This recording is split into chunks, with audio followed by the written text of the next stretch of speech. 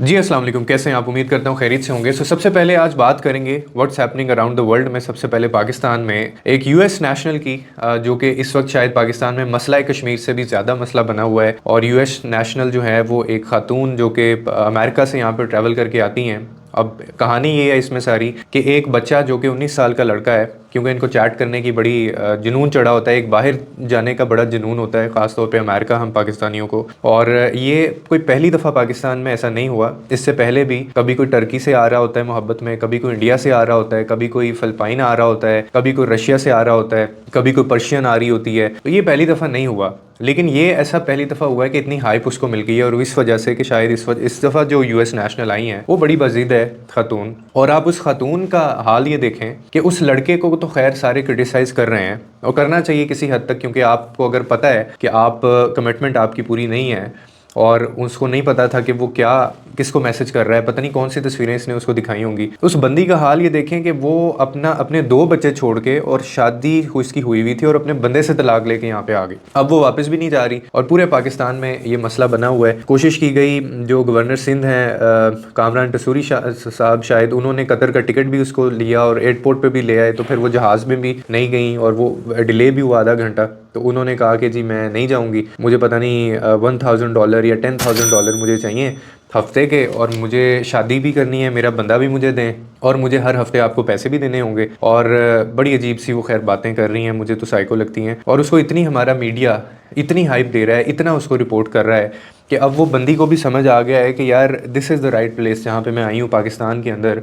क्योंकि इस कौम को, इसके हुक्मरानों को और इस स्टेट को, इनके पास कुछ करने को है ही नहीं है। तो यहाँ पे मेरी सुनी जाएगी। और वो जियो न्यूज़ उठा के देख लें, डॉन न्यूज़ देख लें, कोई चैनल देख लें, आप सारे इसी के ऊपर बात कर रहे हैं, और सारा एक हेडलाइन बनी हुई है कि जी वो बंदा जो है वो किधर है। अब उस बच्चे के बारे में ये बात सामने आई है कि उसके जो बच्चे और उसकी जो फैमिली हैं वो कहीं भाग गए हैं, क्योंकि उनको पता था कि उनसे गलती हो गई है। तो अब वो मामला यहाँ तक पहुँच गया है कि अब ये बंदी ना वापस जा रही है, और अजीब से मुतालबे ये कर रही है। अगर हम इसकी थोड़ी सी उस बंदे की साइड देखें, तो ये पहली दफ़ा ऐसे नहीं हुआ। Pakistanis are known for dishonesty, मतलब मुनाफ़कत के लिहाज से अगर आप बात करें तो ये कौम पहले नंबर पे है। फ्रॉड के हवाले से आप बात करें तो ये कौम पहले नंबर पे है। अगर आप 2 नंबरी की बात करें, अगर आपने किसी को धोखा देना हो, अगर आप किसी को पागल बनाना हो, तो ये जो कौम है ये पहले नंबर पे है। और चाहे वो फिर रिश्ते हों, चाहे वो किसी के साथ आपकी वैसी बिज़नेस डील हो, कोई भी मामला हो, तो हम लोगों ने अपना ये जो झंडा पाकिस्तान का है ना, वो कहीं और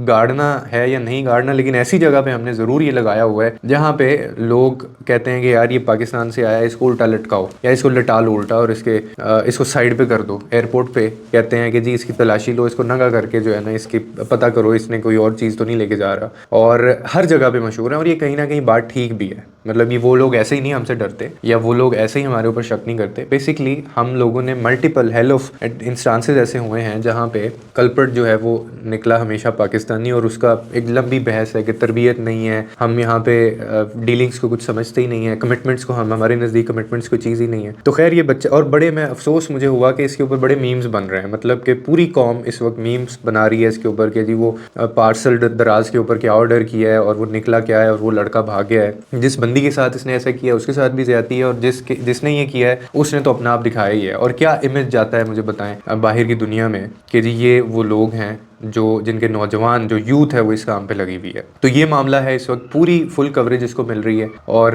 लोग पूरा इंजॉय कर रहे हैं इस चीज़ को। और बल्कि वो बंदी जो है वो कभी किसी दूध वाले से बात कर रही है, कभी कोई वो पता नहीं कौन सा साथ लड़का खड़ा हुआ है, कभी कोई मांगने वाले के साथ वो खड़ी हुई है, और ख़ुद तमाशा उस चीज़ का बनाया जा रहा है। तो ये एक मामला जो कि पाकिस्तान में इस वक्त सबसे ज़्यादा है। मैं इस पे इससे ज़्यादा कुछ कह नहीं सकता।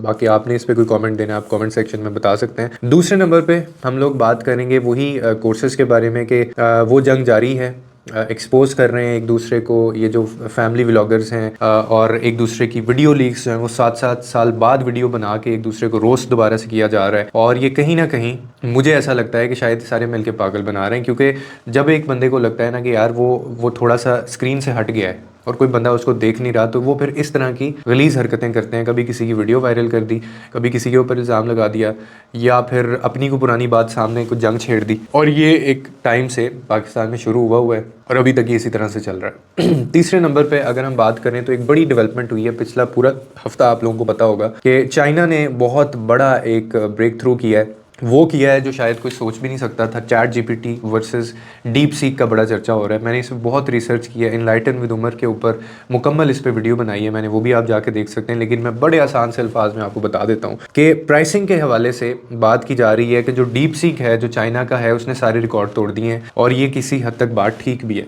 क्योंकि उसने एक मोनोपोली को तोड़ा है, और मोनोपोली को भी ऐसा तोड़ा है कि ये इमेजिन नहीं कर रहे थे। डोनाल्ड ट्रंप का इसके ऊपर बयान आ गया। डोनाल्ड ट्रंप इसके ऊपर कहते हैं कि ये हमारे लिए एक अलार्मिंग सिचुएशन है। सीईओ जो आर्टिफिशियल एआई का जो सीईओ है, वो ये कहता है कि ये हमारे लिए बड़ी क्रूशियल स्टेज है और हम एक्सपेक्ट नहीं कर रहे थे और इसको हमें देखना पड़ेगा। और हुआ ये है बेसिकली कि चैट जीपीटी आप लोगों ने यूज़ किया होगा। चैट जीपीटी के अगेंस्ट R1 जो है, चाइना ने डीप सीक इंट्रोड्यूस करवाया है, जो कि एआई मॉडल है। और ये R1 है, अभी R10 आना है, उसने अभी होश उड़ाने आके। और उसमें हुआ ये, प्राइसिंग का इतना फ़र्क डाल दिया है कि वही चीज़ें आपको चाइना ने सिर्फ $0.14 में आपको दे दी हैं, मतलब आधे से आधा डॉलर। और चैट जीपीटी वही चीज़ें आपको $20 या $14 में दे रहा था। अब मैं जो एक बात मैंने जिनसे भी आर्ग्यूमेंट किया है, जो लोग कहते हैं चैट जीपीटी बेहतर है, मैंने कहा यार चैट जीपीटी अगर बेहतर है, लेकिन अगर आपको एक चीज़ चाहिए ना, आपने कुछ रिसर्च करनी है और एक जगह पे आपको देने पड़ रहे हैं $14 या $20, और एक जगह पे आपको आधा डॉलर भी नहीं देना पड़ रहा, तो आप किस तरफ जाएंगे?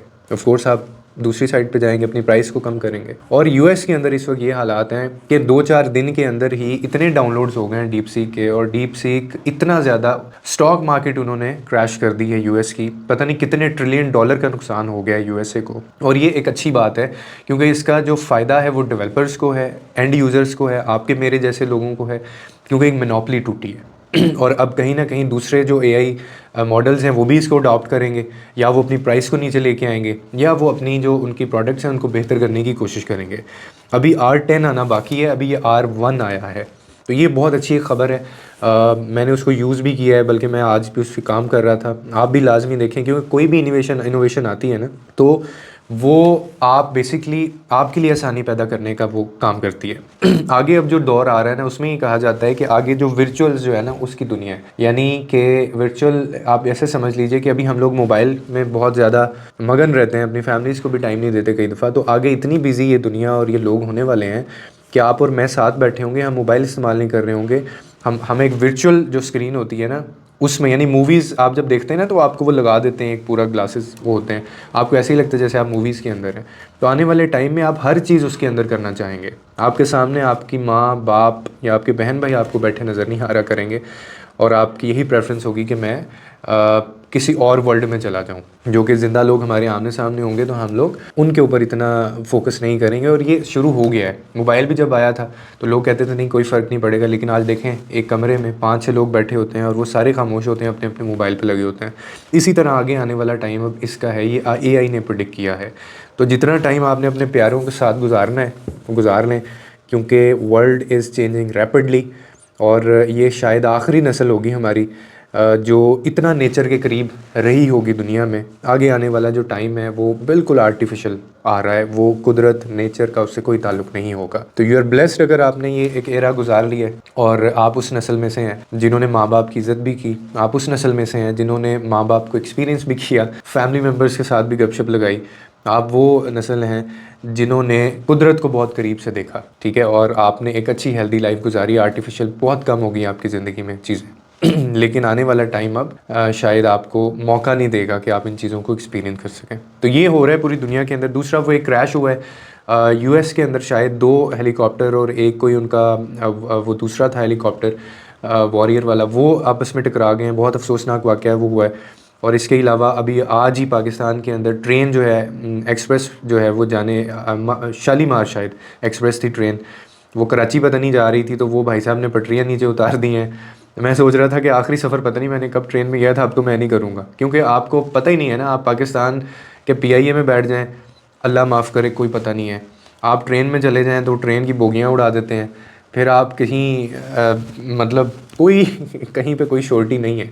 हम एक ऐसे मुल्क में रह रहे हैं कि अल्लाह हाफ़िज़ है, हर चीज़ जो है हमारी वो ऑटो पे लगी हुई है, अल्लाह ही बचाई जा रहा है। अल्लाह ने ही बचाया है हमेशा से, तो आगे भी दुआ है कि अल्लाह ही बचाए। तो इंशाल्लाह नई अपडेट्स के साथ आपके साथ दोबारा हाजिर होंगे। अभी तक के लिए यही चीज़ें हैं, और thank you so much for your love support and feedback. बाकी कमेंट सेक्शन के अंदर अपना राय का इजहार लाजमी कीजिएगा। जो लोग कमेंट्स रूटीन से करते हैं उनको हमारी तरफ से ईमेल्स भी चली गई हैं और उनको अप्रिशिएट भी कर दिया गया है, और उनसे बड़ी जल्दी मेरी डायरेक्ट बात होनी है। इन्होंने रब्ता किया था हमारे साथ, और आप भी अगर चाहते हैं कि आपसे मेरी डायरेक्ट बात हो और हम लोग आइडियाज़ को डिस्कस करें, तो आप ज़्यादा से ज़्यादा एक्टिव रहें कमेंट सेक्शंस में, क्योंकि हम लोग शॉर्ट लिस्ट करते होते हैं at the end of the month कि कौन लोग एक्टिव रहें। फिर टीम की तरफ से उनको एक ईमेल जाती है, और फिर मैं पर्सनली उनको ईमेल करता होता हूँ, उनसे टाइम पूछता हूँ, और फिर हम लोग उनसे बात करते होते हैं। तो ये मैंने इंटरेक्शन के लिए, क्योंकि मेरी यूट्यूब की ऑडियंस थोड़ी सी मेरे से दूर है, उनको करीब करने के लिए मैंने सोचा था। तो इंशाल्लाह नई वीडियो के साथ हाजिर होते हैं। लोगों के लिए आसानियाँ पैदा करें, रब आपके लिए आसानियाँ पैदा करेगा।